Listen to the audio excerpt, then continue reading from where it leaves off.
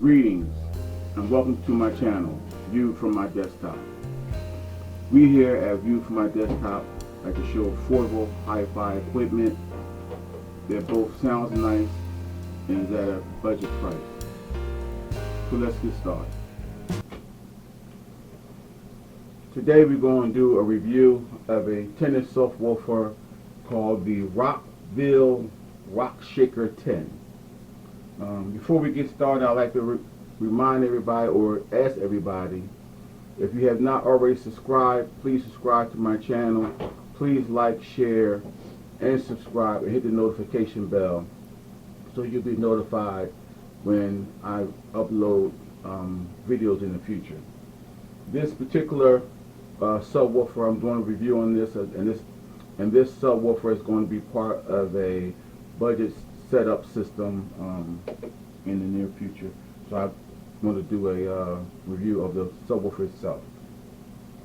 This Rockville Shaker 10 is a Class D woofer, subwoofer. So of course it's going to be pretty efficient. 4 ohms. It says signal noise ratio is 85 dB. Sensitivity 88 dB. It says it has a frequency. It says it has a frequency response of 20 hertz to 200 hertz. I don't know about the 20, but my hearing is not that good. But I don't. That's what it says. 300 watts, 600 watts peak. Dimensions 12.6 times 15.5 times 16.5. It says it weighs about 20 pounds, so it's nice. It does have a little weight to it. Nice. You know, it's not too heavy. This one is black. This comes in a brown, and I believe this is also white for this particular brand.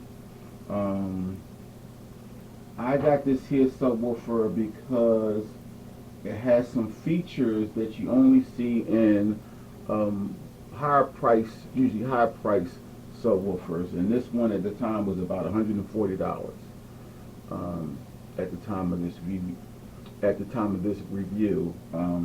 Let's show you some of those features I'm talking about here. And you see it's well made. It's a well made solid cabinet. It's not cheaply made at all. And ported in the rear. It's a subwoofer. I have subwoofers that are ported in the front, in the rear, on the side, and on the bottom.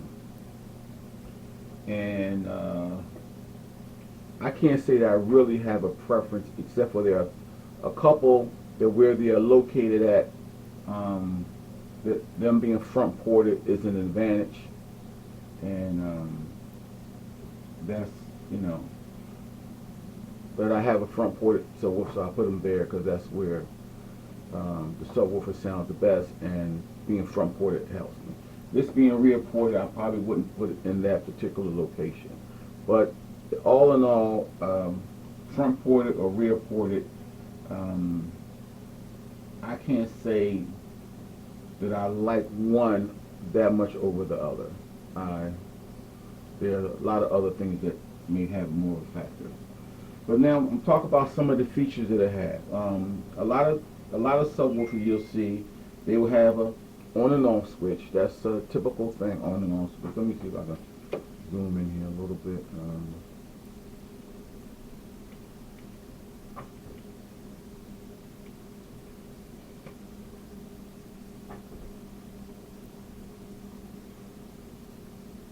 Okay. Alright, there we go. It has, most of subwoofers that you see are going to have the on and off switch. This one has a plug that you can, you know, exchange. This one has a pretty, I'm not sure if this is the plug. I'm pretty sure this is the plug that came with it, but you know, so some of those plugs can be a little cheap, but that's a decent plug right there. So on and off, frequency control, so you can adjust where you want the subwoofer to play at. Volume control, how loud you want it to be in your particular environment. Line in, line out. All of them going to have some type of line, and they may not have a line out. This one has a line out, so you can connect to another subwoofer or another system. It has a phase switch. Most subwoofers are going to have a phase switch, and with the phase switch, basically you would probably just plug your subwoofer up and listen to which way it sounds the best based on your system, either 0 or 180. I believe the system I had it connected to, I guess, it sound better at the 180.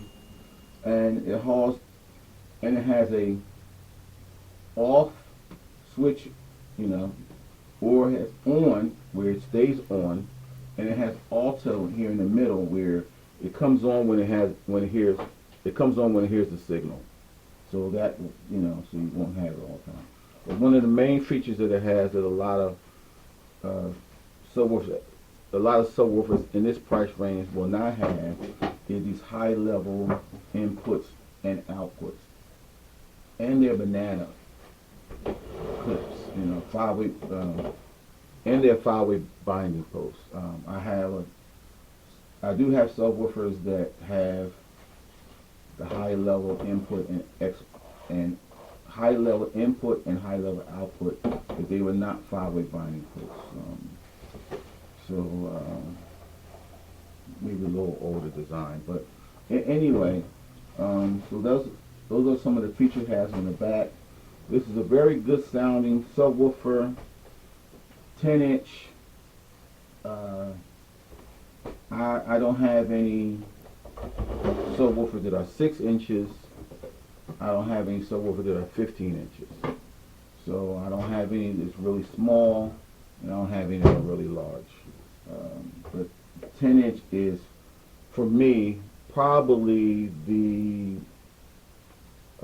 most comfortable size for me. But I can deal with an 8-inch subwoofer, and there's some, for home theater I like a 12-inch or something that has a lot more boom. So when you hear the explosion of the building or something like that, you can feel it a little bit more. But this 10 inches is also good. So right here you have once again you have the Rockville Rock Shaker 10-inch subwoofer, a very good subwoofer. Sounds good. As always, thanks for watching. Please remember to like, share, and subscribe